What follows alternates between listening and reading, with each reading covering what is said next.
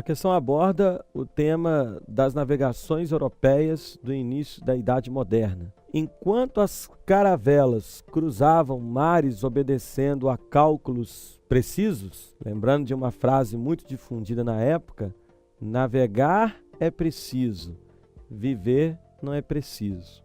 Então as navegações eram feitas com muita precisão geográfica, matemática, conhecimento de latitude, longitude, de orientação através dos astros. Então havia muitos cálculos e esses navegantes não ficavam perdidos no oceano a esmo, a não ser que houvesse acidentes. Mas havia muitos cálculos geográficos para fazer essas viagens marítimas. Enquanto isso, multidões se deliciavam na corte com os espetáculos de Gil Vicente, um escritor português, onde se abria espaço às práticas cotidianas do povo comum, eivadas de magismo e de maravilhoso.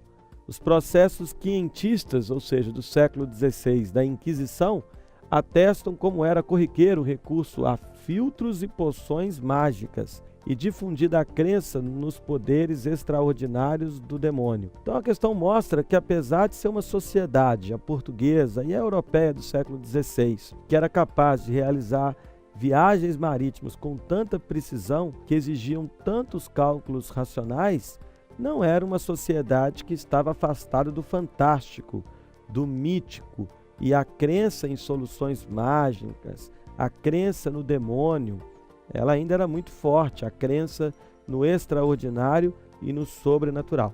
O enunciado diz o seguinte: o trecho em questão é uma referência às navegações portuguesas do início da Idade Moderna e às práticas culturais da população do reino lusitano nesse contexto.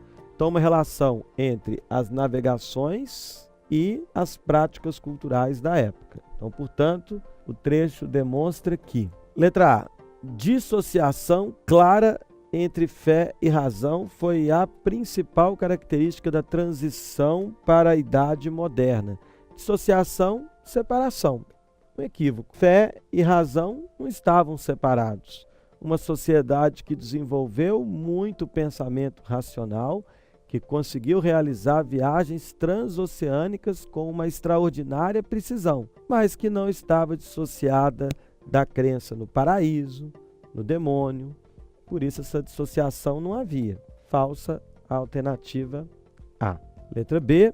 A ausência de fé nas viagens marítimas era um contraponto às fortes crenças populares na Europa. Apesar da precisão racional das viagens marítimas, elas não eram ausentes de fé, tanto que, em geral, as caravelas levavam a cruz de Malta, o símbolo do cristianismo. As caravelas, elas partiam levando padres. Então, a fé estava presente também nessas viagens marítimas, tanto que muitos navegantes acreditavam que, através dessas viagens calculadas, poderia também se encontrar o paraíso terrestre, de onde Adão e Eva foram expulsos. Letra C.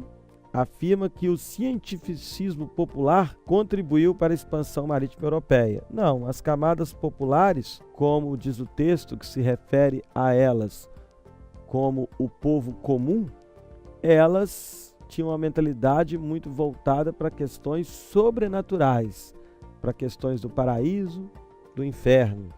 Então, portanto, falsa a letra C. A letra D afirma que o misticismo presente nas caravelas podia prejudicar os cálculos precisos dos navegadores.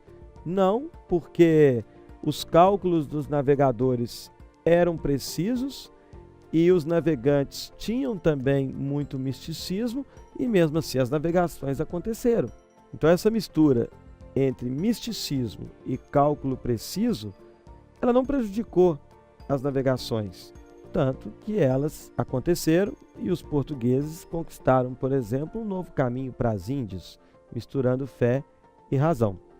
A letra E, que responde à questão, afirma: o advento do racionalismo, como os cálculos precisos, não eliminou as tradicionais crenças populares, mas com elas conviveu. correto. Resposta letra E. Ao mesmo tempo em que a sociedade portuguesa, no início da Idade Moderna, conseguiu calcular suas viagens de forma racional, utilizando astrolábio, utilizando bússola e construindo naus e caravelas muito eficientes, elas viajavam levando consigo muito das crenças populares e tradicionais no sobrenatural, que eram oriundas da Idade Média e até da Antiguidade Clássica, e que ainda sobreviviam principalmente no imaginário popular no início da Idade Moderna.